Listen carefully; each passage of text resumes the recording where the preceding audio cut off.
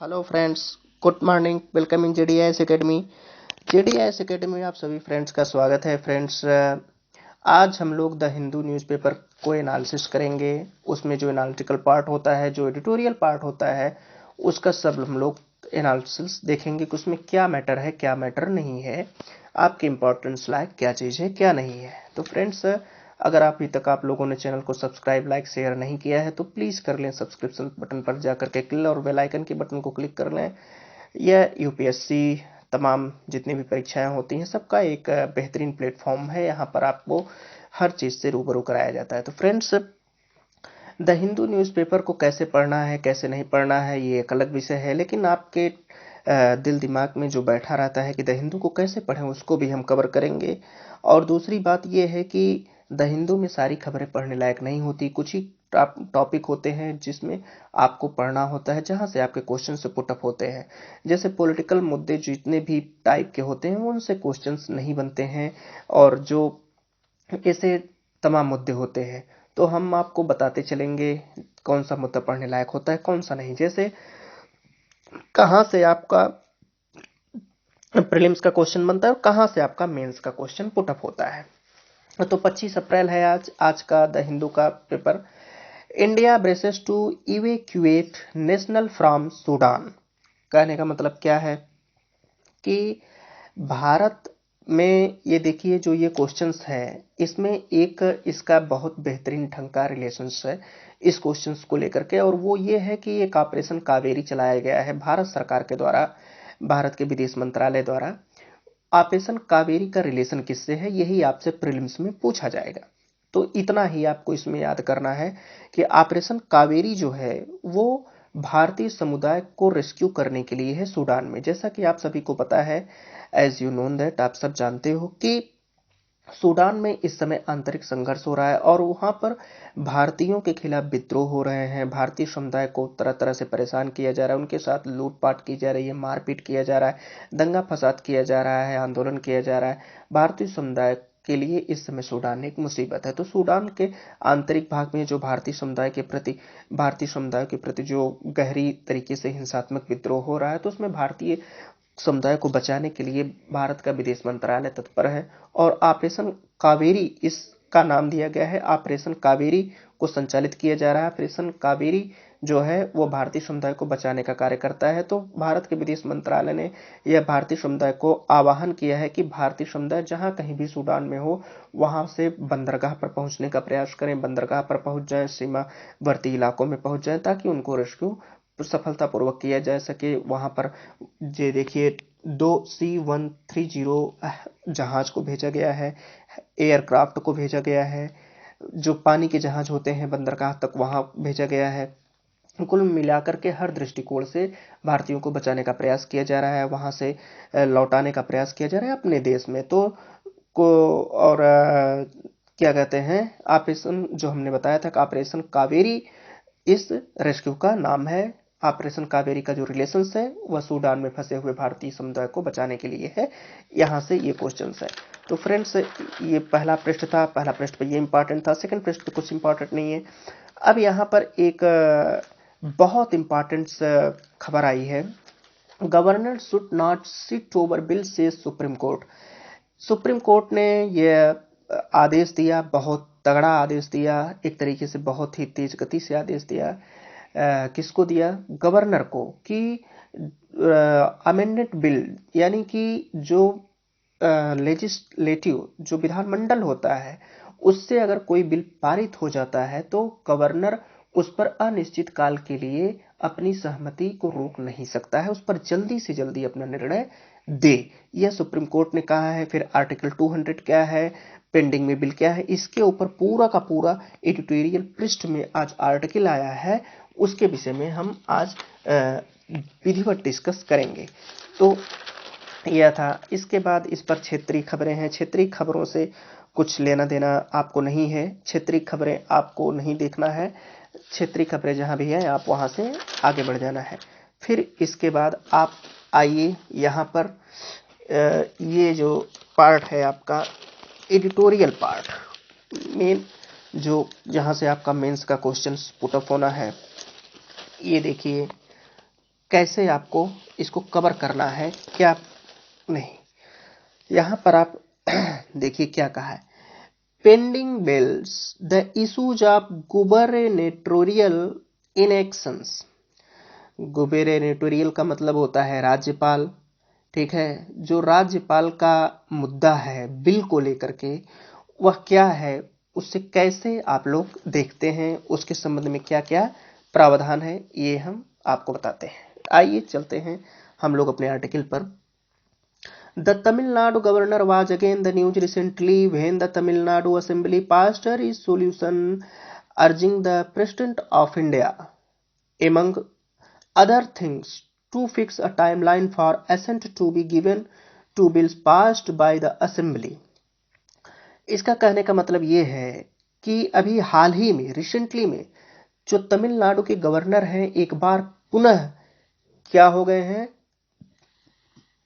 News में आ गए हैं। कब? जब तमिलनाडु विधानसभा ने एक प्रस्ताव पारित किया, प्रेसिडेंट को एक प्रस्ताव पारित किया जिसमें यह विनती की गई थी, आग्रह किया गया था भारत के राष्ट्रपति को कि अन्य बातों के अलावा to fix a timeline for assent to be given the bill passed by the assembly.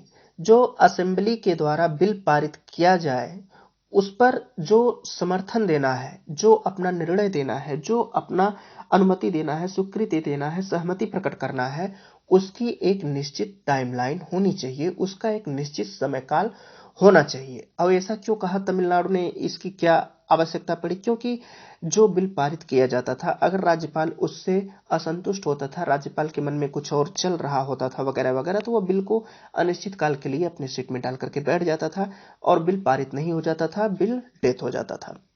तो इससे हर दृष्टिकोण से नुकसान था। फिर आगे क्या कहा गया है, the immediate provocation for the resolution was the governor public statement on April 6 where he implied that if the bill passed by the legislature transgress constitutional limits, then it is the governor's responsibility not to give assent। कहने का मतलब है कि 6 अप्रैल के दिन राज्यपाल का public statement हो रहा था, राज्यपाल ने पब्लिकी भाषण दिया और वो पब्लिकी भाषण ही इसका कारण बना। इसके प्रस्ताव जो पब्लिक में वो भाषण दे रहे थे, वही भाषण इसके उकसावे का कारण बना, प्रस्ताव के उकसावे का कारण बन गया था। तो उन्होंने क्या किया कि वेयर ही इम्प्लिट का मतलब होता है निहित, उन्होंने निहित किया कि if the bill passed by the legislator, अगर विधानमंडल के द्वारा बिल को पास किया गया है तो ट्रांसग्रेस कॉन्स्टिट्यूशनल लिमिट, और अगर वह जो बिल पारित किया गया है वह बिल संवैधानिक सीमाओं का उल्लंघन करता है, जो संविधान में प्रावधान है उसका उल्लंघन करता है, then it is the governor responsibility, तब यह राज्यपाल का कर्तव्य हो जाता है, रिस्पॉन्सिबिलिटी हो जाती है, नॉट टू गिव असिस्टेंट, उस बिल पर अपनी स्वीकृति न दे। ठीक, several bill passed by the assembly have been pending as the governor has not made any decisions. कई सारे बिल जो असेंबली के द्वारा यानी विधानसभा के द्वारा पास किए गए हैं, अभी तक वो पेंडिंग में है। क्यों पेंडिंग में है? क्योंकि राज्यपाल के द्वारा अभी तक उस पर कोई भी डिसीजंस नहीं लिया गया है। इसीलिए ये पूरा आर्टिकल हमने आपको विस्तार पूर्वक बताया। क्यों? क्योंकि इसीलिए तमिलनाडु ने विधानसभा में यह बिल पारित किया राष्ट्रपति को कि भाई देखिए, जो बिल हम पारित कर रहे हैं, अगर वह बिल किसी पब्लिक के लिए है, कोई इंपॉर्टेंट बिल है, राज्यपाल अगर उस बिल को पेंडिंग कर देता है या लेकर के बैठ जाता है तो हर दृष्टिकोण से नुकसान होता है। इसीलिए जो है उसको इस तरीके से नहीं करना चाहिए, उसकी एक निश्चित टाइमलाइन करना चाहिए, उसकी एक निश्चित रेखा खींचनी चाहिए कि इतने समय में वह हर हाल में पारित कर दे लेकर के। अब आगे क्या है, रिलेवेंट आर्टिकल, और इसी दृष्टिकोण में एक रिलेवेंट आर्टिकल आया है। वह रिलेवेंट आर्टिकल क्या है, passing a resolution by the assembly requesting the president of India to issue directions to the governor to ensure that he functions in accordance with the constitution is a new constitutional development. कहने का मतलब ये है कि assembly के द्वारा जो प्रस्ताव पारित किया गया है उसमें भारत के राष्ट्रपति से यह विनती की गई है, प्रार्थना किया गया, आग्रह किया गया कि वह राज्यपाल के लिए कुछ ऐसे मुद्दे पर कुछ डायरेक्शंस दे, कुछ दिशा निर्देश दें कि यह सुनिश्चित करें कि that he function in accordance with the constitution, उसका जो कार्य करने का तरीका है वह संवैधानिक नियमों के अनुरूप हो और संवैधानिक नियमों के अनुरूप वो चल सके। Is a new constitutional development, और संवैधानिक नियमों के अनुरूप चलते हुए नए संवैधानिक आयामों को विकसित करें। कहने का मतलब है कि जो प्रस्ताव पारित किया गया है उसमें राष्ट्रपति से यह कहा गया है कि राज्यपाल को एक ऐसे दिशा निर्देश की आवश्यकता है, एक ऐसे दिशा निर्देश राष्ट्रपति के द्वारा दिया जाए कि जो यह सुनिश्चित कर सके कि जो संवैधानिक नियम होते हैं, संवैधानिक प्रावधान होते हैं, उसके द्वारा वह उसके ही अनुरूप चल सके, उसके अनुसार चल सके, उसमें तालमेल हो और उस तालमेल को लेकर के वो एक नए संवैधानिक नियमों को विकसित करें, नए संवैधानिक आयामों को विकसित करें। फिर इसके बाद आर्टिकल 355 का हवाला आता है। Article 335 of the constitution says, भारतीय संविधान का अनुच्छेद 355 यह कहता है कि that it shall be the duty of the union to ensure that the government of every state is carried on in accordance with the provisions of the constitutions। Article 355, भारतीय संविधान का आर्टिकल 355 यह कहता है कि यह ड्यूटी है, केंद्र सरकार की यह ड्यूटी है कि वह सुनिश्चित करे कि किसी भी राज्य की सरकार को संवैधानिक नियमों के प्रावधान, यानी कि संविधान में जो प्रावधान दिए गए हैं उसके अनुसार वह चल सके, आगे लेकर के चल सके, संवैधानिक नियमों के प्रावधानों के अनुसार वह आगे बढ़ सके। The general meaning and purpose of this article, इसका सामान्य अर्थ और उद्देश्य है आर्टिकल का, was explained by B R Ambedkar. भारतीय जो बी आर अम्बेडकर जी के द्वारा इस अनुच्छेद का व्याख्या किया गया, इस अनुच्छेद को व्याख्यायित किया गया। In the constitutional assembly, constituent assembly, संवैधानिक सभा में बी आर अम्बेडकर जी के द्वारा इसकी व्याख्या की गई। क्या व्याख्या की गई? To provide justification for the invasion of the provincial field which is the union government may have to do। कहने का मतलब है कि टू प्रोवाइड जस्टिफिकेशन का मतलब होता है न्यायोचित, न्यायोचित यानी कि न्याय संगत, न्यायोचित की सुविधा को प्रदान करने के लिए इन्वेशन ऑफ द प्रोविंशियल फील्ड, इन्वेशन का मतलब होता है आक्रमण, आक्रमण का मतलब अतिक्रमण, प्रोविंशियल फील्ड जो प्रांतीय क्षेत्र हैं, जो राज्य हैं, उनके अधिकारों के ऊपर अगर अतिक्रमण होता है जिसमें कि जैसा कि यूनियन गवर्नमेंट ऐसा कर सकती है। कहने का आशय ये है कि बी आर अम्बेडकर जी ने ये समझाया कि अगर केंद्र सरकार के द्वारा राज्य सरकारों के जो अधिकार हैं उसके ऊपर अतिक्रमण किया जाता है तो ऐसे में उसको जस्टिफिकेशन प्रोवाइड करने के लिए क्या करना चाहिए, जस्टिफिकेशन उसको कैसे मिले। तो but the constitutional is a dynamic documents whose concepts and doctrine have been interpreted and reinterpreted and also expanded by court from time to time to meet the changing needs of society। उनका कहने का मतलब ये था कि जो constitution का जो संवैधानिक तरीका होता है, जो संविधान का जो दस्तावेज होता है, वह अपनी आवश्यकताओं के अनुरूप गतिशील होता है। जो जैसी आवश्यकता होती है वैसा वो संविधान अपनी गतिशीलता में परिवर्तित करता रहता है। तो इसमें समाज के जो नियम है उसको देखते हुए, जो आवश्यकता है, सामाजिक आवश्यकता है, उसको देखते हुए इसमें क्या कहा गया है कि समय समय पर कोर्ट के द्वारा उसकी व्याख्या की जानी चाहिए। ठीक है, तो समय समय पर उसको पुनः व्याख्यायित की जानी चाहिए हमारी नीड्स ऑफ सोसाइटी, यानी हमारी सामाजिक आवश्यकताओं के अनुरूप। Although the article was meant to provide justification for central intervention in the state, its scope and range needs to be widened। यद्यपि इस आर्टिकल में यद्यपि इस आर्टिकल में यह केंद्र सरकार के ध्यान में रखा गया था। This article was meant to provide justification for centre intervention in the state. जो केंद्र सरकार होती है, केंद्र सरकार के न्याय के दायरे में केंद्र सरकार के हस्तक्षेप के लिए केंद्र सरकार के ध्यान में रखा गया था, उसे न्यायोचित तरीके से सॉल्व करने के लिए राज्यों में। इसीलिए its scope and range needs to be widened. तो इसीलिए आवश्यकता अनुसार इसका जो दायरा होता है, जो स्कोप होता है, उसको बढ़ाया गया, उसको और विस्तृत किया गया। The constitutional requires the government to act when a bill is passed by the assembly and present it to him as per the option given in article 200। देखिए यहाँ पर एक आर्टिकल और आया है, इसको आप अगर पेन लेकर के बैठे हैं तो कॉपी पर नोट करते चलें, बहुत इंपॉर्टेंट आर्टिकल है। दो आर्टिकल अभी तक आ चुके हैं, एक आर्टिकल 355 और दूसरा आर्टिकल है आर्टिकल 200। या प्रीलिम्स में भी क्वेश्चंस बन सकते हैं। तो इसमें क्या कहा है, the constitution requires the government to act when a bill is passed by the assembly. यानी कि जो बिल असेंबली के द्वारा पारित किया जाए, उसकी जो संवैधानिक आवश्यकता है राज्यपाल को करने के लिए, अगर उसके सामने वह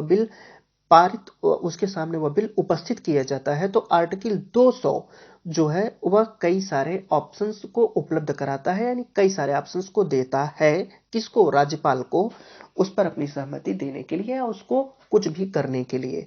if he does not act in accordance with the constitutional and sit on the bill immediately. यदि वह क्या नहीं करता, यदि वह उसके अनुरूप नहीं करता है, यानी कि अगर वो उस एक्ट पर, वो जो बिल पारित किया गया है, कॉन्स्टिट्यूशनल तरीके से संवैधानिकता के अनुरूप उस पर कोई कार्य नहीं करता है, and seats on the bill indefinitely, और अनिश्चित काल के लिए, अनिश्चित काल तक उस बिल को लेकर के बैठ जाता है। यहाँ सीट्स ऑन द बिल का मतलब है कि अनिश्चित काल तक के लिए बिल को अपने जेब में डाल लेता है, यानी कि उस पर कुछ करता है नहीं, वो लेकर के बैठ जाता है। ही इज क्रिएटिंग, वह क्रिएट करता है अ सिचुएशन, एक स्थिति, where governance of the state can not be carried on in accordance with constitutional. वह एक ऐसी स्थिति को क्रिएट करता है जहां पर राज्य सरकार संवैधानिक नियमों के अनुरूप, संवैधानिक प्रावधानों के अनुरूप आगे लेकर के नहीं चल सकती हैं। इन सच सिचुएशंस, ऐसी कंडीशन में, ऐसी स्थिति में, the government of the state has constitutional duty to invoke article 355। ऐसी स्थिति में क्या करना चाहिए? ऐसी स्थिति में जो राज्य सरकारें हैं वो आर्टिकल 355 को याद करें। 355 जो आर्टिकल दिया गया है उसको वो आवाहन करें, एंड इन्फॉर्म, और सूचित करें, द प्रेसिडेंट अबाउट इट, यानी कि राष्ट्रपति को यह सूचित करें। आर्टिकल 355 को याद करते हुए उसके बारे में बताएं, एंड रिक्वेस्ट, और प्रार्थना करें, her to give suitable instructions to the governor to ensure that the government is carried on in accordance with the constitution. यानी कि राष्ट्रपति कुछ उस पर एक ऐसा अस्थाई इंस्ट्रक्शंस राज्यपाल को दें कि सरकार संवैधानिक नियमों के अनुरूप आगे बढ़ सके, आगे चल सके। In the view of the matter, इस पूरे मामले के दृष्टिकोण में, resolutions by the assembly should be considered legitimate action। लेगिटिमेट का मतलब होता है वैध, न्यायसंगत। कहने का मतलब यह है कि जो पूरे मैटर के दृष्टिकोण में जो संकल्प किया गया, जो पारित किया गया असेंबली के द्वारा, जो प्रावधान असेंबली के द्वारा जो बिल पारित किया गया है, उसमें न्यायोचित तरीके से, यानी कि न्यायसंगत तरीके से, तर्कसंगत तरीके से वह उस संवैधानिक नियमों के अनुरूप रह सके। ऐसा क्या किया जाना चाहिए? राज्यपाल को ऐसा राष्ट्रपति के द्वारा डायरेक्शंस दिया जाना चाहिए। अब आर्टिकल 200 क्या करता है? आर्टिकल 200 प्रोवाइड्स, आर्टिकल 200 जो है वो प्रोवाइड कराता है। क्या प्रोवाइड कराता है? आर्टिकल 200 प्रोवाइड्स ऑप्शन, कई सारे ऑप्शनल प्रोवाइड कराता है गवर्नर को। ठीक है, article 200 provides option to the governor when a bill is present to him after being passed by the legislator. Article 200 provides कराता है कई सारे विकल्प राज्यपाल को, जब राज्यपाल के सामने बिल पारित हुआ बिल उसके सामने उपस्थित कराया जाता है। When a bill is presented to him after being passed by the legislature, जो संविधान सभा के जो विधानमंडल के द्वारा जो बिल पारित किया जाता है, वो पारित होने के बाद राज्यपाल के सामने जब वो लाया जाता है तो उसके सामने आर्टिकल 200 बहुत सारे ऑप्शन को देता है। फर्स्ट ऑप्शन क्या है? To give assent. पहला ऑप्शन ये है कि राज्यपाल उस पर अपनी सहमति दे सकता है, देता है। To withhold assent. दूसरा ऑप्शन क्या है? दूसरा ऑप्शन ये है कि उस पर अपनी सहमति को रोक दे। To send it back to the assembly to reconsider. तीसरा ऑप्शन ये है कि असेंबली को वो पुनः उस पर विचार करने के लिए भेज दे, अथवा to send the bill to the president for his consideration, वह राष्ट्रपति को भेजे उस पर विचार करने के लिए। तो ये चार ऑप्शंस हैं। In case the assembly reconsiders the bill as per the request of the governor under third option. ऐसी स्थिति में असेंबली के द्वारा जो बिल रिकंसिडर करने के लिए भेजा जाता है, जिसमें तीसरा ऑप्शन है गवर्नर का, ही हैज टू गिव।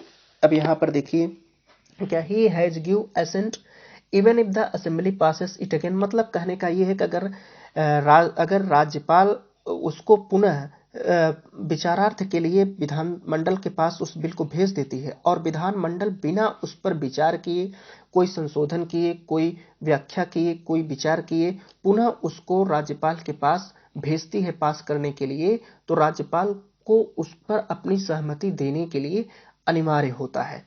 ऐसा यहाँ पर कहा गया है। ये देखिए, गिव असेंट, यहाँ तक कि even if the assembly passes it again without accepting any of the suggestions of the governor.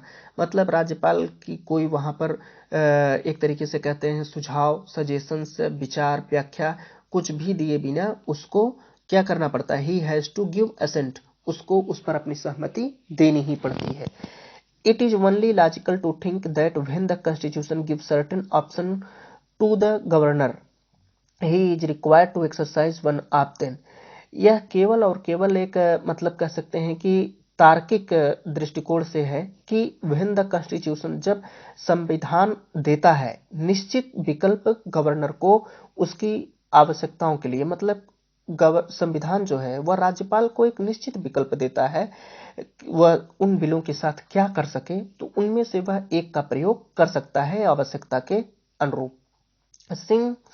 Since sitting on a bill passed by the assembly is not an option given by the constitution, चूंकि संविधान के द्वारा यह विकल्प नहीं प्रदान किया गया। अब यहाँ पर यह बात समझने लायक है, क्या कर रहा है कि संविधान के द्वारा यह विकल्प नहीं दिया गया है, नहीं प्रदान किया गया है कि असेंबली के द्वारा पारित किए गए बिल को राज्यपाल लेकर के बैठ जाए एक अनिश्चित काल तक। गवर्नर बाय डूइंग सो, जो जैसा कि गवर्नर के द्वारा ऐसा किया जा रहा है, is only acting against constitutional directions, जो संवैधानिक दिशा है, जो संवैधानिक दिशा निर्देश है, जो संवैधानिक नियम है, उसके खिलाफ यह जा रहा है। राज्यपाल का यह जो करने का तरीका है कि अनिश्चित काल तक के लिए बिल को, अगर वो बिल पारित हो गया है, बैठ जा रहा है, तो यह संविधान के खिलाफ है। A judicial pronouncement, a judicial मतलब एक न्यायिक कथन है, एक न्यायिक ऑन दिस मैटर, इस मैटर पर बहुत ही आवश्यक है कि इस पर जो कंफ्यूजन है, क्या कंफ्यूजन है कि राज्यपाल उस बिल को लेकर के बैठ जाए। अगर वह बिल पारित हो गया है तो कितने दिन तक बैठ सकता है अथवा नहीं, संविधान में व्याख्या किया गया है अथवा नहीं, उसको लेकर के बहुत ही जल्द आवश्यक है कि इस कंफ्यूजन को एक जुडिशरी के द्वारा, एक न्यायिक कथनों के द्वारा, एक न्यायिक राय के द्वारा जो है उसको क्या किया जाए, दूर किया जाए ऐसे कंफ्यूजन को। इन द यूनाइटेड किंगडम, अब यहाँ पर यूनाइटेड किंगडम की बात की जा रही है, हालांकि हम थोड़ा सा इसमें व्याख्या कर देते हैं और इस संबंध में ये आया भी है। उसका रीजंस ये है क्योंकि यूनाइटेड किंगडम से ही हमारे संविधान को लिया गया है। In the United Kingdom as regard the option of withholding assent plain regard reading of article 200 suggested that theoretically, कहने का मतलब ये है कि जो बिल को रोकने की पद्धति होती है, जो बिल को रोकने के लिए उसकी सहायता न देना, यानी कि सहायता का मतलब है बिल पर अपना समर्थन न देना, अगर उसको आर्टिकल 200 यह सुझाव देता है कि theoretically the governor can do so, सैद्धांतिक रूप से राज्यपाल ऐसा कर सकता है। बट द क्वेश्चंस, लेकिन क्वेश्चंस क्या है, is whether the governor should withhold assent to bill passed by the legislator, यानी कि लेजिस्लेटर के द्वारा जो पारित किया गया बिल है उसको क्या राज्यपाल को रोके रहना चाहिए। टू आंसर दिस क्वेश्चन, इस क्वेश्चंस का आंसर क्या है। We may usefully turn our attention to the practice followed in the United, ये मतलब यूनाइटेड किंगडम की तरफ अपना ध्यान ले जाते हैं, वहां पर जो कार्यकलाप है। फिर ये कहते हैं whose model of government was adopted by our constitution, जिसका जो मॉडल है हमारे कॉन्स्टिट्यूशन के द्वारा अडॉप्ट किया गया है। फिर डीडी बसु को कहते हैं कि इन हिज कमेंटेयर्स ऑन द, मतलब डीडी बसु की जो किताब है संविधान की, उसमें उन्होंने व्याख्या किया है। कहते हैं कि the position of the governor in the respect is that of sovereign in England, जो इंग्लैंड में है वहां पर सम्राट का शासन है, उसके संदर्भ में हमारा राज्यपाल का कर्तव्य क्या है, पोजीशंस क्या है। In theory the sovereign can refuse to give his assent but this right has not been exercised since the region of Queen Anne, मतलब कि क्यून एनी का जो शासन काल था उसके बाद से वहां पर किसी भी बिल पर ऐसा नहीं किया गया वहां के सम्राट के द्वारा कि उसको रोका जाए या उसको समर्थन न दिया जाए। The veto could now only be exercised on ministerial, वहां पर जो बीटो है वह अब केवल और केवल उसका प्रयोग मिनिस्ट्रियल एडवाइस के लिए हो सकता है या होता है। And no government would veto bills for which it was responsible, और कोई भी गवर्नमेंट जो उसके लिए स्वयं जिम्मेदार है वह क्यों जो है उस पर वीटो करेगी। Refusal of royal assent on the ground that is monarch strongly disapproved of a bill और that it was intensely controversial would be unconstitutional.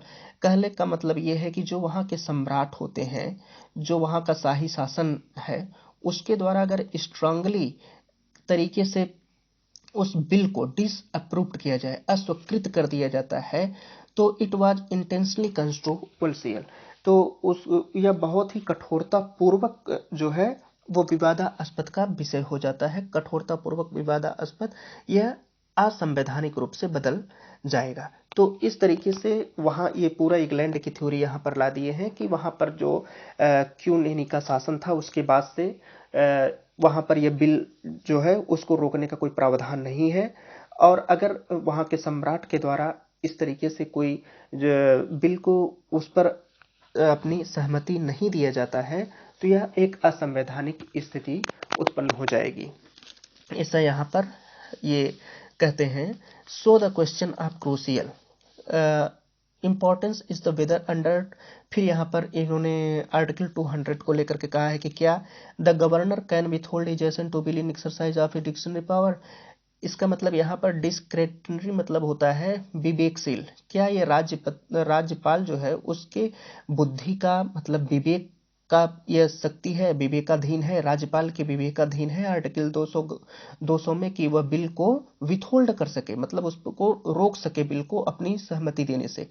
Are weather कि क्या he can do so only on the advice of council of minister, या केवल वह advice कर सकता है council of minister, मतलब जो मंत्री होते हैं उन मंत्रिमंडल को एडवाइस देने के लिए वह ऐसा कर सकता है। फिर under article 154 of the constitution, मतलब हमारे संविधान का जो आर्टिकल 154 है वह क्या कहता है उस पर भी देख लेते हैं। The governor can exercise his executive power only on the advice of council of minister, governor केवल उसका प्रयोग कर सकता है कहाँ पर, जो उसकी कार्यपालिका शक्ति होती है वह एडवाइस के लिए जो सलाह मशवरा होता है मिनिस्टर्स ऑफ काउंसिल का उसके संबंध में। So there is a view that governor can withhold assent to bill only the ministerial advice, कहने का मतलब है कि जो यह बिल होता है उस पर अपनी सहमति देना होता है वह केवल और केवल मंत्रालयों के सलाह के लिए उसको रोका जा सकता है।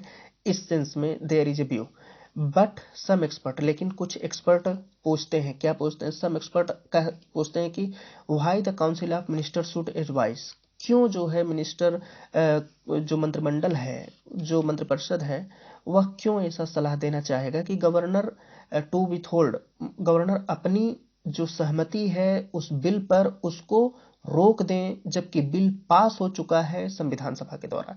अगर ऐसा गवर्नमेंट करती है, if the government did not, अगर गवर्नमेंट नहीं चाहती है उस बिल को आगे ले जाना, तो it could withdraw at any stage of consideration bye the assembly, तो असेंबली के ध्यान को रखते हुए वह किसी भी समय उस बिल को विड्रॉ कर सकती है। Similarly if the government wanted to repeal it after it becomes inact, it could have the repealed by the house। कहने का मतलब यह है कि अगर गवर्नमेंट नहीं चाहती है तो वह बिल को किसी भी समय खींच सकती है। इसके बाद जब वो खींच लेगी तो कैसा कानून बन पाएगा, उस पर कानून हो ही नहीं सकता, और वह कानून खुद ब खुद से भंग हो सकता है हाउस के द्वारा ही। तो फिर आगे लेकर के आगे क्या कह रहे हैं फिर ये, ऑफ कोर्स द गवर्नमेंट, यानी वास्तव में the government can advise the governor, सरकार जो है वह गवर्नर को सलाह दे सकती है टू विथहोल्ड एसेंट, उस बिल पर अपने समर्थन को रोके रखने के लिए। If it has second thought, यदि यह दूसरा विचार है कि on the bill after it has been passed, अगर वह बिल पास हो गया है तो क्या यह वास्तव में गवर्नमेंट सलाह दे सकती है कि भैया उसको रोक लो, और ऐसा वो करेगी क्यों, यही यहाँ पर ये पूछ रहे हैं। This seems to be the position in the UK where the sovereign refuse assent only the ministerial advice. ऐसा लगता है कि यह जो पोजीशन है यूके में, यानी कि यूके में ऐसी पोजीशन लगती है जहां पर संप्रभु रिफ्यूजीज असेंट, जहां पर जो संप्रभुता है, जो सम्राट है वहां का, वो इनकार कर सकता है, स्वीकृत नहीं दे सकता केवल और केवल मिनिस्ट्रियल एडवाइस पर। ठीक है। However it seems that under the Indian, अब हम अपने भारतीय संविधान को देखें, the exercise of the power vested in the governor to withhold assent may not be confined to one situation, namely where the council of minister advised the governor to do so।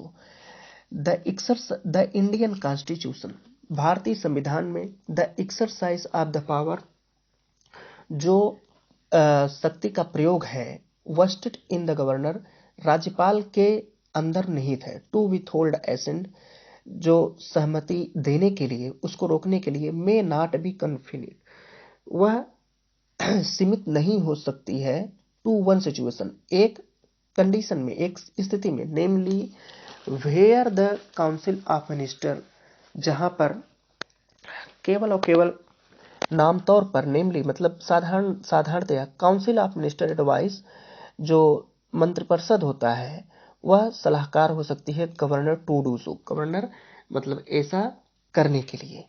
कहने का मतलब है कि भारत, इसके जो, वो तो मैंने इंग्लैंड की बात बताई, अब अगर हम वास्तव में भारत के संदर्भ में देखें तो भारत के संदर्भ में आर्टिकल क्या कहता है कि भारत के राज्यपाल को कहां तक पावर है, क्या भारत के राज्यपाल को ऐसा पावर है, तो इट सीम्स, ऐसा लगता है कि दैट अंडर द इंडियन, का भारतीय संविधान के अंदर, the exercise of the power vested in the governor to withhold assent may not be confined, मतलब कि गवर्नर के अंतर्गत जो ये बिल को सहमति देने की शक्ति है वह प्रयोग में निहित नहीं की गई है।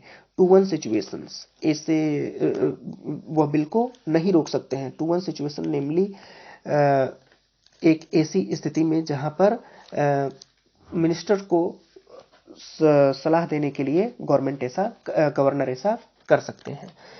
तो कुल मिलाकर के गवर्नर के अंतर्गत ऐसी शक्ति संविधान ने नहीं निहित किया है कि वह रोके रखें। बट द लार्जर क्वेश्चंस, लेकिन सबसे बड़ा प्रश्न क्या है, larger questions is why a governor should be allowed withhold assent when the bill is passed by the, मतलब कि कहने का मतलब यह है कि जब असेंबली ने बिल को पारित कर दिया तब फिर गवर्नर ने क्यों उस बिल को रोके रखा है। सबसे बड़ा प्रश्न यह है। A bill is brought before the assembly when there is some urgency about legislation, कुछ जो मतलब वैधानिक रूप से, जो तात्कालिक रूप से लेजिस्लेशन होता है, वह बिल लाया जा सकता था असेंबली के पहले। It may be a part the policy of elected government, यह जो पॉलिसी है बिल को लाने की, यह तो चुनी हुई सरकार के द्वारा लाई जाती है, जो कि पार्ट होता है जनता का, which is responsible to people when such a bill passed. लेकिन जब सच में इस प्रकार बिल पारित हो जाता है तो what authority does a governor क्या कौन सी ऐसी अथॉरिटी है, यानी मतलब क्या प्रावधान है गवर्नर को कि जिसने जो is an appointee of the union, जो मतलब कि केंद्र सरकार के द्वारा जो राज्यपाल नियुक्त किया गया है राज्य सरकार में, उसको क्या प्रावधान है, उस पर क्या अथॉरिटी है कि वह उस बिल को रोक दे जिसने जो एक जनता के द्वारा चुनी गई सरकार है वह अगर बिल ला रही है तो उस पर क्या प्रावधान है, वो कैसे रोक सकती है, कौन सी अथॉरिटी है। तो इस पर क्या कहते हैं बिल इज पास व्हाट, यहाँ पर फिर ये है अंडर द कॉन्स्टिट्यूशनल स्कीम, संवैधानिक जो स्कीम है उसके अंतर्गत the governor is only constitutional head, राज्यपाल केवल और केवल संवैधानिक प्रमुख है, and has no real power, उसका कोई रियल पावर्स नहीं है। Then how can such a governor veto a legislative measure brought by the government and passed by the assembly, कहने का मतलब है कि वह कैसे वीटो कर सकता है, अगर गवर्नमेंट ने कोई बिल लाया और वह विधानसभा में पारित हो गया तो उस बिल को गवर्नर कैसे, यानी कि राज्यपाल कैसे उसको वीटो कर सकता है। Withholding assent means the death of the bill, यानी कहने का मतलब है कि अगर उस बिल को रोक लिया तो वह बिल तो डेट हो गया, वह बिल जो पारित हुआ है वह तो मृत हो गया, क्योंकि रोकने के बाद उस बिल का कोई औचित्य नहीं है। Thus the governor can with one stroke of the pen completely negate the bill of the legislator, negate का मतलब होता है नकारना, यानी कि गवर्नर ने पूरी तरीके से एक ही बार में, एक ही स्ट्रोक में, एक ही पेन, एक ही झटके में पूरे बिल को क्या कर दिया, खत्म कर दिया, निगेट कर दिया, यानी कि भंग कर दिया, खंडन कर दिया, इनकार कर दिया, अस्वीकार कर दिया the will of legislator and thereby negate the will of the people, और इस तरीके से, इस प्रकार से जनता के द्वारा भी, यानी कि अगर राज्य सरकार बिल ला रही है तो जनता, क्योंकि संविधान को किसने बनाया, जनता द्वारा संविधान निर्मित है, तो जनता, इसमें जनता को भी उन्होंने खंडित कर दिया। अगर वह बिल जनता के पक्ष में है, हर बिल, अगर जो संविधान मंडल या संसद में बिल पारित होता है तो जाहिर सी बात है जनता का समर्थन होता है, क्योंकि जनता के द्वारा चुनी गई सरकार है और सरकार जनता के लिए बिल लाती है। तो अगर राज्यपाल ऐसा कर रहा है कि वह बिल को रोक ले रहा है, बिल को पारित नहीं होने दे रहा है, तो वह एक ही झटके में पूरी की पूरी न केवल विधानमंडल को बल्कि जनता को ही अस्वीकार कर दिया, जनता के द्वारा चुनी गई सरकार को अस्वीकार कर दिया। The constitutional can not B assumed, जो संविधान निर्माता थे वे इसके बारे में सोच भी नहीं सकते थे कि by the permitting to the governor to do that, तो इसके बारे में वे कल्पना भी नहीं कर सकते थे कि राज्यपाल को ऐसी अनुमति देने के लिए। Only the judiciary can set it right by way of a clear enunciation of the law, इसका मतलब यह है कि केवल और केवल जो न्यायिक संस्थान है वह ऐसा कर सकती हैं एक साफ तरीके से, इंक्लूशन मतलब स्थापन, उच्चारण, निरूपण, घोषणा या प्रतिदिन, तो जो इन्यूंसिएशन ऑफ द लॉ, जो नियमों का क्लियर व्याख्यान है, ऐसा कौन सा नियम है, इन नियमों में क्या कथन है, यह केवल और केवल जुडिशरी कर सकती है ठीक तरीके से। अब इस पर समाधान क्या है वो हम देखते हैं, इसके समाधान को आइए देखा जाए, समाधान इस पर क्या है। तो इशू ऑफ जस्टिसबिलिटी, मतलब कि जो न्याय का मुद्दा होता है कि ऐसा करना चाहिए कि नहीं राज्यपाल को, उस पर हम फाइनली समाधान क्या हो सकता है ऐसे प्रश्न पर, और ये मेंस और प्रीलिम्स दोनों का क्वेश्चन है, अभी हम लास्ट में आपसे बताएंगे। आइए इसको हम लोग देखते हैं। फाइनली, अंतिम रूप से, निष्कर्ष के तौर पर, it is necessary to look at the questions of justiciability, न्याय के दृष्टिकोण से यह प्रश्न देखने के लिए महत्वपूर्ण हो जाता है। Of the whole issues of assent by the governor, जो पूरा मुद्दा है कि राज्यपाल अपनी सहमति दे सकता है अथवा नहीं दे सकता है, उस पर क्या लागू होते हैं, क्या नहीं लागू होते हैं, यह पूरे मुद्दे को अंततोगत्वा देखने के लिए बहुत ही इंपॉर्टेंट हो जाता है। डी बसु अपने जो जजमेंट है उसमें, सुप्रीम अपनी किताब में डी बसु के द्वारा यह कोट किया गया है, the quoting judgment of the Supreme Court, वो कहते हैं कि सेज दैट, वो कहते हैं कि इट इज नॉट जस्टिकेबल, यह जस्टिकेबल नहीं है, अर्थात यह न्याय योग्य नहीं है कि राज्यपाल अपना जो स्वीकृति है वह रोक ले, उस पर सहमति ही न दे। वन ऑफ द जजमेंट, एक जजमेंट में जो वे सुप्रीम कोर्ट के जजमेंट को जो कोट कर रहे हैं वो कह रहे हैं कि one of the judgement Purushothaman Nambudiri बनाम स्टेट ऑफ केरला 1962 में केरला राज्य बनाम पुरुषोत्तम नंबूदिरी के जजमेंट में उन्होंने बताया the issue that was decide in this case, इस केस में यह इशू डिसाइड किया गया था कि that is a bill which is pending with the governor, अगर गवर्नर के अधीन कोई बिल पेंडिंग में है does not lapse on the dissolution of the assembly. इस केस में सुप्रीम कोर्ट के द्वारा यह कहा गया कि अगर विधानमंडल भंग हो जाती है, विधानमंडल का विघटन हो जाता है और विधानमंडल कोई बिल पारित कर देती है, उसके बाद विधानमंडल का भंग हो जाता है, विधानमंडल विघटित हो जाती है और वह बिल राज्यपाल के अधीन पेंडिंग में है, तब भी वह बिल जो है लैप्स नहीं होता। इसमें इस केस में यह कहा गया है कि वह बिल लैप्स नहीं होता। But this judgement does not deal with the justiciability of the process of assent, लेकिन यह जो निर्णय है वह स्वीकृति के संबंध में जस्टिकेबल नहीं है। सिमिलरली ठीक इसी तरीके से एक और निर्णय आया, कौन सा आया, होकेस्ट फार्मा, क्या लिखा है, फार्माक्यूटिकल्स लिमिटेड, कोई कंपनी है दवा की, फार्माक्यूटिकल्स नाम दिया गया है लिमिटेड, और स्टेट ऑफ बिहार उसमें और बिहार राज्य के बनाम एंड अदर्स, और दूसरे में 1983 में deals with the power of the governor to reserve a bill for the consideration of the president. इसमें यह कहा गया कि जो गवर्नर यानी कि जो राज्यपाल को बिल को रोकने के संबंध में जो शक्ति है वह राष्ट्रपति के विचारार्थ है, राष्ट्रपति के ध्यान में है, राष्ट्रपति के विचारणीय है। The court had held that governor reserve a bill for the consideration of the president in exercise of discretion. Discretion का मतलब क्या होता है फ्रेंड्स, विवेक, निर्णय, बुद्धिमानी, विवेकाधिकार।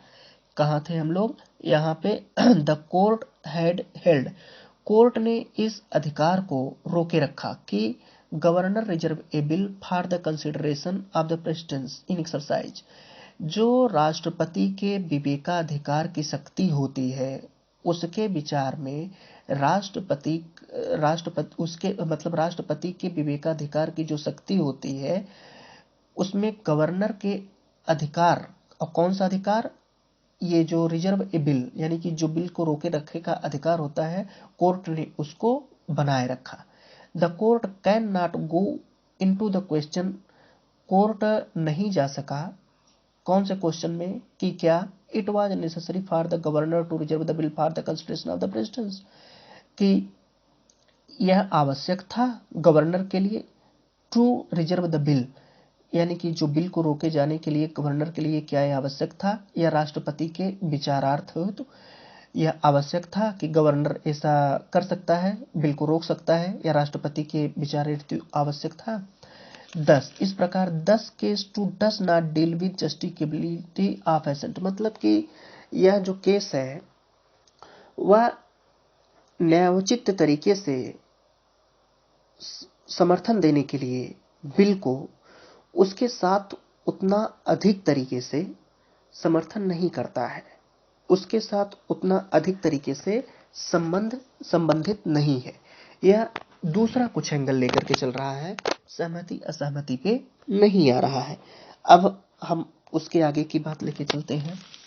उसके आगे क्या है, the issue that is agitating state government is the non decision या indecision on the part of the governor और a bill passed by the assembly. The issue that is, जो इशू है कि अगेंस्टिंग मतलब उत्तेजित करना या फिर आंदोलनकारी, जो राज्य सरकार का जो मुद्दा होता है जो उत्तेजित किया जाता है, इन नॉन डिसीजंस फिर इनडिसीजन, जो इस तरीके के जो कार्य होते हैं वह राज्य सरकार के लिए दुविधापूर्ण बन जाते हैं। On the part of the governor, जो गवर्नर का ये रवैया है, on a bill passed by the assembly, कहने का मतलब इसका फ्रेंड्स मीनिंग ये है कि अगर कोई विधानसभा या विधानमंडल के द्वारा बिल पारित कर दिया गया और पारित करने के बाद उस पर राज्यपाल से सहमति के लिए उसके पास भेजा गया और राज्यपाल ने उस पर अपनी सहमति नहीं दी तो ऐसी कंडीशंस में असमंजस की स्थिति पैदा हो जाती है राज्य सरकार के लिए कि राज्य सरकार अब उस पर करे तो क्या करे उस पर, क्योंकि भाई एक तो राज्य सरकार में जो राज्यपाल है उसकी स्थिति केंद्र के द्वारा नियुक्त की गई है और उसने बिल रोक लिया।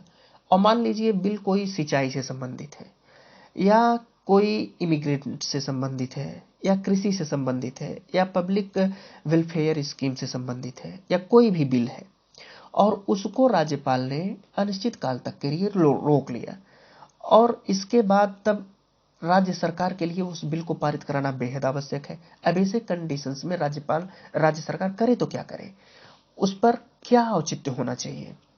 सो ऑन द क्वेश्चन वेदर, यही क्वेश्चंस ये लेखक महोदय कर रहे हैं। So on the question whether the government can challenge the inaction of the governor in court of law, मतलब कि गवर्नर के इस कृत्य को क्या राज्य सरकार कोर्ट में ले जा सकती है, उसके अगेंस्ट जो कोर्ट है वह कोर्ट में जो राज्यपाल की ये जो अकर्मण्यता है इसको क्या वो कोर्ट के नियमों में खींच सकती है, कोर्ट के नियमों के अंडर ला सकती है, कोर्ट में ले जाकर के चैलेंज कर सकती है। The answers seem to be in the affirmative, अगर इसका आंसर्स देखा जाए तो ये अफर्मेटिव में ही होगा, मतलब इसको कोर्ट में वो लेके जा सकती है, चैलेंज कर सकती है। क्या चैलेंज कर सकती है, ये जो राज्यपाल की कृत्य है, निष्क्रियता है। The framers of the constitutions would never have imagined that governors would sit on while indefinitely without exercising any of the options। ये क्या कह रहे हैं कि संविधान, इन्होंने फिर कहा है कि जो संविधान के निर्माता थे उन्होंने कभी इमेजिन भी नहीं किया होगा कि governor would sit on bills indefinitely without exercise any of the options given in article 200, अर्थात आर्टिकल 200 में जो ऑप्शंस दिए गए हैं उनमें से कोई एक का बिना प्रयोग किए गवर्नमेंट जो राज्यपाल है वह बिल को अनिश्चित काल तक के लिए बैठ जाएगा, यह संविधान निर्माताओं ने कल्पना भी नहीं किया होगा। This is a new development, यह एक नया विकास है। विच नीड्स, जिसकी आवश्यकता है न्यू सोल्यूशंस, नए आयाम, नए समाधान खोजने की विथ इन द फ्रेमवर्क, एक नए निर्माता वर्ग एक अन्य निर्माताओं के साथ ऑफ द कॉन्स्टिट्यूशन। कहने का मतलब है कि जो इस तरीके की घटनाएं घट रही हैं उसके समाधान के लिए संवैधानिक नियमों के अधीन रहते हुए जो संविधान, यहाँ पर क्या लिखा गया है, जो संविधान जो हमारा संविधान है उस पर फ्रेमवर्क करने की जरूरत है। संविधान निर्माताओं को, यानी कि जो संविधान विशेषज्ञ हैं, जो लॉ विशेषज्ञ हैं, जो सुप्रीम कोर्ट के विशेषज्ञ हैं, उनके द्वारा इस तरीके के जो कृत्य हैं उसका समाधान खोजने के लिए, उसकी आवश्यकता को खोजने के लिए एक नए फ्रेमवर्क की आवश्यकता है। So it falls to the Supreme Court to fix reasonable time frame for governor to take a decision on a bill passed by the assembly in the largest interest of federalism in the country। Federalism फिर आया यहाँ पे, federalism का मतलब होता है संघवाद, यानी कि यह जो मुद्दा है यह सुप्रीम कोर्ट में गया। इट फॉल्स का मतलब वैसे तो गिरना होता है, गिरने का मतलब कि अब यह सुप्रीम कोर्ट में आ रहा है, यह निश्चित करने के लिए to fix a reasonable time frame for governor, मतलब कि गवर्नर को एक निश्चित समय सीमा बांधने के लिए, एक निश्चित समय सीमा के अंतर्गत बिल को पास कराने के लिए, यही कहा है to take a decision on a bill passed by the assembly. Assembly के द्वारा जो बिल पारित किए गए उस पर अपना डिसीजन एक निश्चित समय पर देने के लिए राज्यपाल को क्या करना चाहिए, एक टाइम दिया जाए। इन the largest interest of federalism in the country, एक इस देश में संघवाद यानी कि जो हमारा फेडरलिज्म है उसको बहुत बड़े स्तर पर देखा जाना चाहिए। इन द लार्जेस्ट इंटरेस्ट मतलब एक बहुत बड़े इंटरेस्ट के साथ, एक बहुत बड़े आयाम के साथ, एक बहुत बड़े संघवाद के इंटरेस्ट के साथ असेंबली के द्वारा जो बिल पारित किया जा रहा है उस पर राज्यपाल को अपनी सहमति एक निश्चित समय सीमा में देने के लिए समय देना चाहिए। यह हमारी जो संघवाद है उसको और बेहतरीन ढंग से मजबूत करेगी, उसको और आकर्षक बनाएगी। यहाँ पर यही कहा गया है इन द लार्जर, उसको बहुत बड़े स्तर पर हमारे देश के संघवाद को और आकर्षक बनाएगी। तो फ्रेंड, ये पूरा का पूरा आर्टिकल था और हमने बहुत विस्तार पूर्वक बहुत अच्छे से आपको सारा आर्टिकल बताया। आर्टिकल में मेन क्या था कि संविधान, जो राज्य सरकारें होती हैं, राज्य सरकारें अगर कोई बिल पारित करती हैं और वह बिल, जैसा कि आपको पता है, पारित करने के बाद राज्यपाल के पास जाता है संशोधन करने के लिए, और अगर राज्यपाल के द्वारा जाता है सहमति लेने के लिए, और अगर राज्यपाल सहमति नहीं दे सकता है तो आर्टिकल 200 के अंतर्गत क्या प्रावधान है वो आपने देखा। उसके बाद अगर राज्यपाल अनिश्चित काल तक के लिए बिल को लेकर के बैठ जाता है तो उस बिल पर क्या राज्यपाल क्या कर सकता है, मतलब एक तो अनिश्चित काल तक के लिए बैठ गया और दूसरा अब वो बिल अटक गया, पारित नहीं हुआ, तो अब उस पर क्या करना चाहिए, क्या संवैधानिक आयाम आना चाहिए, उसी को लेकर के तमिलनाडु विधानसभा ने राष्ट्रपति को कहा। अब यह मैटर सुप्रीम कोर्ट में गया। सुप्रीम कोर्ट ने कहा कि जैसा कि अभी हमने आपको न्यूज में बताया कि एक निश्चित समय सीमा होना चाहिए राज्यपाल के पास कि इतने समय के अंतर्गत वह अपना डिसीजन जो है वह उस बिल पर दे। जैसा कि आप यहाँ पर देख सकते हैं, यहाँ पर ये देखिए स्पष्ट रूप से कहा गया है कि governor to take a decision on a bill passed the assembly in the largest, मतलब कि अब यहाँ पर अब आपके सामने इससे 4 से 5 क्वेश्चंस निकल कर आते हैं मेंस में। क्वेश्चंस क्या है, यही देखिए क्वेश्चंस कैसे बनता है। अब यहाँ पर क्वेश्चंस ये बनता है कि क्या भारत का जो संवैधानिक जो संघवाद है वह संघवाद राज्यपाल, ये जो बिल गया है पारित होने के लिए, अगर उसको एक समय सीमा दे दिया जाए तो क्या वह भारतीय संविधान को और आकर्षक बनाते हुए मजबूत करेगा। एक तो क्वेश्चन यही बन गया। दूसरा, क्या राज्यपाल को यह अधिकार है कि वह राज्य सरकार द्वारा पारित बिल को अनिश्चित काल तक के लिए रोक ले। दूसरा क्वेश्चन ये है। तीसरा क्वेश्चन आर्टिकल 200 क्या है। चौथा क्वेश्चन आर्टिकल 355 क्या है। फिर पांचवा क्वेश्चन आर्टिकल 200 और आर्टिकल 355 और आर्टिकल 154 में रिलेशन क्या है। लगभग इस पर आप अगर एक्सरसाइज कर लेंगे तो इससे आप, अब आपका आर्टिकल देखिए कौन कौन से आर्टिकल आपको तैयार हो गए। आर्टिकल 354, आर्टिकल 354, 154, आर्टिकल 200, यह 3 आर्टिकल आपके प्रीलिम्स के क्वेश्चंस हैं।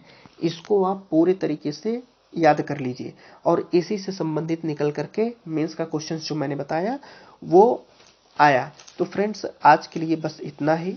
हम लोग अब मिलेंगे नेक्स्ट टॉपिक पर, मिलते हैं। आज का आपने देखा पूरा पेपर, अब आप यही पेपर पूरा जैसे जैसे मैंने पढ़ाया उसको वैसे वैसे आप याद करिएगा और उसको सीखिए कैसे आपको लर्न निकलता है। मिलते हैं फ्रेंड्स, और आपसे एक आखिर में हम्बल रिक्वेस्ट है कि अगर आपने अभी तक चैनल को सब्सक्राइब, लाइक, शेयर नहीं किया है तो प्लीज़ उसको लाइक, शेयर, सब्सक्राइब कर दें और जितना हो सके उतना शेयर करें। मिलते हैं फ्रेंड्स नेक्स्ट लेक्चर पर। A lot of thanks.